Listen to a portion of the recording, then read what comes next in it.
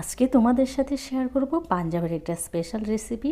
সেটা কি তোমরা ভিডিওতে থাকো তাহলেই বুঝতে পারবে। আশা করি তোমরা ফটো দেখে বা আমার এই রেসিপি রান্নাটা শুরুতে দেখে একটু একটু বুঝতে পারছো কী জিনিস। এটা হলো পাঞ্জাবের একটা স্পেশাল খাবার, আর এটা কিন্তু একমাত্র শীতকালেই পাওয়া যায় সব কিছু, সেই জন্য শীতকালে খেতে কিন্তু দুর্দান্ত লাগে। প্রথমে দিয়েছি সর্ষের শাক, মেন উপকরণ যেটা সেটা, তারপরে দিয়েছি মেথি শাক, পালং শাক আর বেতো শাক।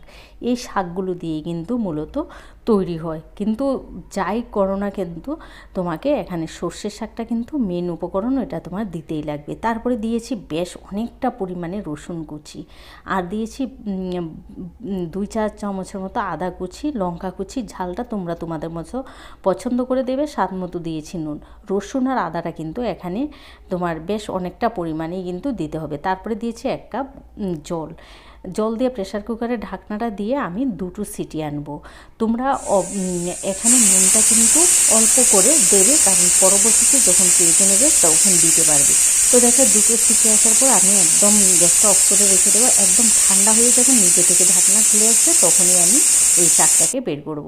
তো দেখো শাকটা প্রায় 80% সেদ্ধ হয়ে গেছে। তো এবার আমি এখানে দিয়ে দেবো ছোলা ছাতু। এখানে না ওরা একটা মাখাকে আটা একটা ব্যবহার করে, তো সেটা আমার কাছে নেই, সেই জন্য আমি ছোলা ছাতু দিয়েছি। এবার ডাল ঘুটনি দিয়ে ঘুটে দিচ্ছি। তোমাদের কাছে হাতের কাছে যদি ছোলা ছাতু না থাকে সেক্ষেত্রে বেসনটাকে একটু শুকনো খোলায় ভেজে তারপরে বেসনটা ব্যবহার করবে। তো আমি এখানে আমার লেগেছে 3 টেবিল চামচ। তো দেখো এভাবে আমি ঘুটে নিয়েছি। শাকটা কিন্তু একদম ম্যাশ করবে না, একটু একটু দানা দানা রাখবে। তারপরে 3 টেবিল চামচ দিয়েছি ঘি। এই রান্নাটা কিন্তু পুরো ঘিয়ে হবে। 2টো দিয়েছি পেঁয়াজ কুচিটাকে একটু ভেজে নেব। ভেজে নেওয়ার পর এখানে আমি দিয়ে দিচ্ছি তোমার নুন কিন্তু এখানে আমি দিয়েছি 1 চামচ।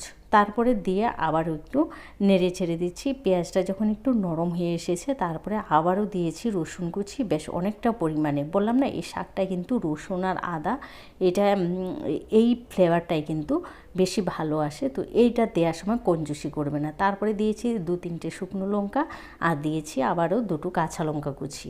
এগুলো দিয়ে যখন সমস্ত কিছু বেশ লাল লাল করে ভাজা হয়ে গেছে, একটা টমেটো কুচি অবশ্যই দেবে, স্কিপ করবে না। টমেটোটা নরম হয়ে যাওয়া পর্যন্ত ভেজে নেব। তো টমেটোটা দেখো একদম ম্যাশ হয়ে গেছে। তারপরে আমি ওই যে শাকটা দেখো শাকটা কেমন পরিমাণে আমি ম্যাশ করেছি সেইভাবেই কিন্তু শাকটাকে ম্যাশ করে নিতে হবে।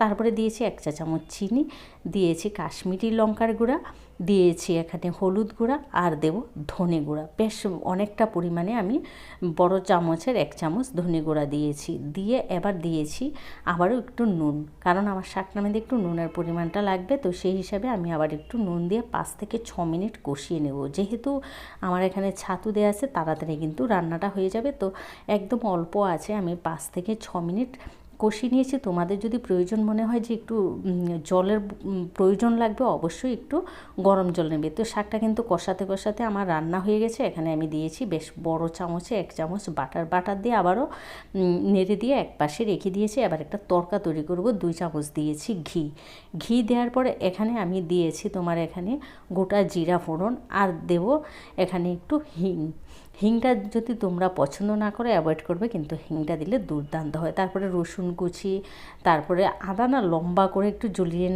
কুচি করে দিয়েছি, আর দিয়েছি শুকনো লঙ্কা। এগুলো মনে হয় ভিডিওটা স্কিপ করা হয়ে গেছে, তাই আমি লিখে দিলাম। এগুলো দিয়ে যখন তরকাটা হয়ে যাবে তখন আমি এই শাকটার মধ্যে দিয়ে ঢেকে রেখে দেবো 5 থেকে 6 মিনিটের মতো।